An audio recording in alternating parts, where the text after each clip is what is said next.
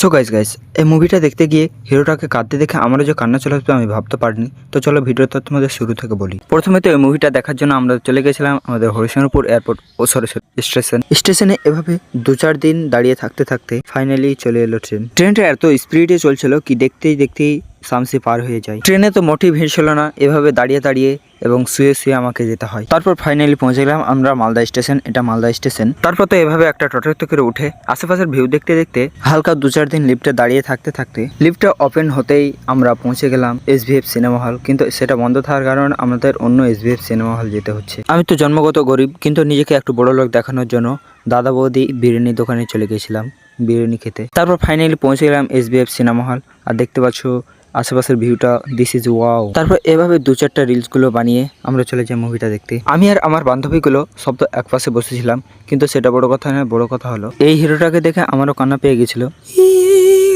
কিন্তু হিরোটা বললো আমি কাঁদছি আমার গার্লফ্রেন্ডের দুঃখে, তুই কিসের জন্য কাঁদছি খ্যাপাচোদা। সো গাইস এই মুভিটার নামটা আমি বলিনি তোমাদের, কিন্তু তোমরা যারা এই মুভিটা দেখেছো অবশ্যই কমেন্টে বলে যাও নামটা।